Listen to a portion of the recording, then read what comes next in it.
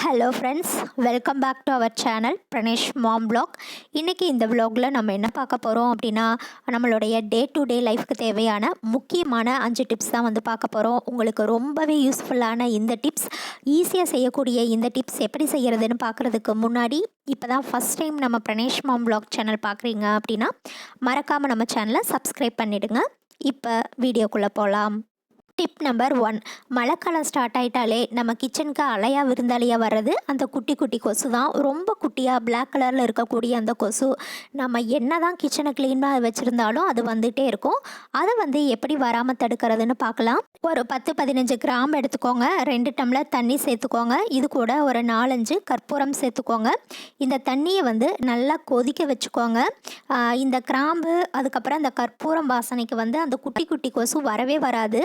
அது எப்போவுமே வந்து ஃப்ரூட் கட் பண்ணி வச்சாவோ இல்லை வெஜிடபிள்ஸ் கட் பண்ணி வச்சாவோ அதில் வந்து ஒட்டிகிட்டே இருக்கும் இல்லையா.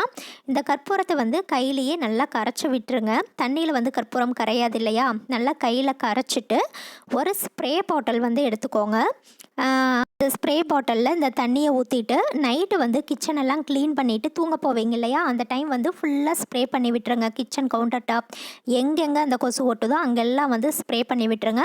மார்னிங் வந்து கொசுவே இருக்காது. தொடர்ந்து அதே மாதிரி மார்னிங் நீங்கள் ஒர்க்கு ஸ்டார்ட் பண்ணுறதுக்கு முன்னாடி ஒரு டைம் இதெல்லாம் தெளித்து விடுங்க. இல்லை இந்த மாதிரி ஸ்ப்ரே பாட்டில் இல்லை அப்படின்னா துணியிலேயே தொட்டு கூட எல்லாம் தொடச்சி விடுங்க, லைட்டாக தெளித்து விடுங்க எல்லா இடத்துலையும். கொசு ஒரு 2-3 நாள் இப்படி பண்ணுனா கொசுவே வந்து அந்த குட்டி குட்டி கொசு கிச்சனுக்கு வரவே வராது. டிப் நம்பர் 2, நம்ம வந்து நெத்தியில் அதுக்கப்புறம் வகுட்டில் எல்லாம் குங்குமம் வச்சுட்டு வெளியில் போவோம் இல்லையா, வெளியில் போய் கொஞ்சம் நேரத்துலேயே வந்து அது களைஞ்சு போயிடும், குங்குமம் எல்லாம் வந்து போயிடும் இல்லையா. ஸோ அப்படி போகாமல் இருக்கிறதுக்கு நம்ம ஏதாவது ஒரு க்ரீம் யூஸ் பண்ணுவோம், பாடி லோஷன், மாய்ஸ்சரைசிங் க்ரீம் எது வேணாலும் யூஸ் பண்ணுவோம் இல்லையா.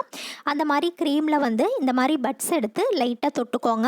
அதுக்கப்புறம் அதை அப்படியே குங்குமத்துலேயும் லைட்டாக தொட்டு அந்த குங்குமத்தை எடுத்துக்கோங்க. இந்த மாதிரி நல்லா ஒட்டிக்கும். க்ரீமில் தொட்டுட்டு அந்த பட்ஸை வந்து குங்குமத்தில் வச்சா அழகாக ஒட்டிக்கும். அது வந்து நம்ம நெத்தியில் இல்லைன்னா வகுட்டில் வச்சுட்டோம் அப்படின்னா மார்னிங் வீட்டை விட்டு கிளம்பும்போது எப்படி குங்குமம் வச்சுட்டு போகிறோமோ ஈவினிங் வர வரைக்கும் அப்படியே இருக்கும். ஒரு துளி கூட கலையாது. ஷேப்பும் வந்து பார்த்திங்க அப்படின்னா நல்லா ரவுண்டு ஷேப்பில் அழகாக இருக்கும். இந்த டிப்ஸ் உங்களுக்கு கண்டிப்பாக யூஸ்ஃபுல்லாக இருக்கும். கண்டிப்பாக ட்ரை பண்ணி பாருங்கள். டிப் நம்பர் 3, நம்ம வீட்டை பூட்டிட்டு வெளியில் கிளம்பும்போது சாவியை வந்து உள்ளே ஹேண்ட்பேக்குள்ளே போட்டோம் அப்படின்னா மறுபடியும் திங்ஸ் எல்லாம் வைக்க வைக்க அது ரொம்ப அடியில் போயிடும். திருப்பி வந்து கதவு ஓப்பன் பண்ணுறதுக்கு வந்து ரொம்ப லேட் ஆகும். ஸோ இந்த மாதிரி ஒரு சேஃப்டி பின்னில் போட்டுட்டு ஹேண்ட்பேக்கில் உள்ளே இருக்கிற ஜிப்பில் வந்து இந்த மாதிரி மாட்டி விட்டுட்டீங்க அப்படின்னா எடுக்கிறதுக்கு வந்து ரொம்ப ஈஸியாக இருக்கும். கீயும் வந்து மிஸ் ஆகும். அதே மாதிரி நம்ம லாங் ட்ராவலெல்லாம் போவோம் இல்லையா, அந்த டைமில் கிளிப்பெல்லாம் இந்த மாதிரி மிஸ் ஆகாமல் இருக்கிறதுக்கு ஒரு அட்டையில் வந்து இந்த மாதிரி கிளிப்பை மாட்டி வச்சுக்கோங்க. அதுக்கப்புறம் ஒரு சேஃப்டி பின் எடுத்து இந்த மாதிரி பின் பண்ணிவிட்டு நான் ஆல்ரெடி சொன்ன மாதிரி அந்த உள்ள ஒரு ஜிப் இருக்கும் இல்லையா, அந்த ஜிப்போட ஹோலில் வந்து இதை அப்படியே மாட்டி விட்டுட்டீங்க அப்படின்னா டக்குன்னு நம்மளுக்கு எடுக்கிறதுக்கு வந்து ரொம்ப வசதியாக இருக்கும். ஸோ ட்ராவல் டைமில் வந்து ரொம்ப நேரம் போட்டு இதை தேடிட்டு இருக்க வேண்டிய அவசியம் இல்லை. அதே மாதிரி அது மிஸ் ஆகாமையும் அப்படியே இருக்கும். இந்த டிப்ஸ் உங்களுக்கு கண்டிப்பாக யூஸ்ஃபுல்லாக இருக்கும். ட்ரை பண்ணி பாருங்கள். டிப் நம்பர் 4, நம்ம நெயில் பாலிஷ் எல்லாம் வாங்கி கொஞ்சம் நாள் ஆயிருச்சு அப்படின்னா அது வந்து ரொம்ப ட்ரை ஆயிரும் இல்லையா. ஸோ இப்போ பார்த்தீங்க அப்படின்னா இது வாங்கி நான் ரொம்ப நாள் ஆச்சு. இதெல்லாம் பாருங்கள் அப்படியே காஞ்சு பிடிச்சிட்டு இருக்கு.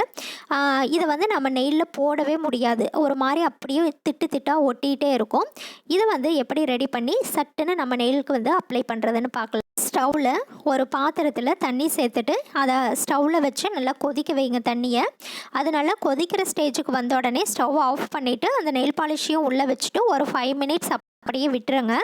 அதுக்கப்புறம் பார்த்தீங்க அப்படின்னா அது நல்லா ஒரு நார்மலாக நம்ம அடிக்கிற மாதிரி அந்த ஸ்டேஜுக்கு வந்துடும். இப்போ பார்த்தீங்கன்னா இந்த நெயில் பாலிஷ் ஃபஸ்ட்டு வந்து எவ்வளோ கெட்டியாக இருந்தது. இப்போ நான் அந்த நெயில் பாலிஷை போடுறேன் பாருங்கள் எவ்வளோ சூப்பராக வந்துட்டுருக்குன்னு. இந்த டிப் மட்டும் இல்லாமல் இதே மாதிரி நெயில் பாலிஷை நம்ம நார்மலாக எப்பவும் போல் கொண்டு வரதுக்கு நெயில் பாலிஷ் ரிமூவர் இருக்கும் இல்லையா, அதை வந்து கொஞ்சமாக அந்த நெயில் பாலிஷ்குள்ளே ஊற்றி வச்சு ஒரு 5 மினிட்ஸ்க்கு அப்புறம் நல்லா மிக்ஸ் பண்ணிவிட்டு அடிச்சிங்க அப்படின்னாலும் நெயில் பாலிஷ் திட்டாக இல்லாமல் நார்மலாக அழகாக வரும். டிப் நம்பர் 5, நம்ம லெமன் வந்து கடையிலேருந்து வாங்கிட்டு வருவோம் இல்லையா, வாங்கிட்டு வந்து நம்ம ஃப்ரிட்ஜில் வைக்காமல் வெளியிலேயே ஒரு 2 வாரம் வரைக்கும் வச்சு யூஸ் பண்ணலாம். இந்த மாதிரி ஒரு டப்பாவில் வந்து அந்த லெமன் போட்டுட்டு அதை மூழ்கிற அளவுக்கு தண்ணியும் சேர்த்துட்டு இதை க்ளோஸ் பண்ணி வச்சுட்டிங்க அப்படின்னா நம்ம ஃப்ரிட்ஜில் வைக்காமையே 2 வாரத்துக்கு ரொம்ப ஃப்ரெஷ்ஷாக அதே லெமனை வந்து யூஸ் பண்ண முடியும்.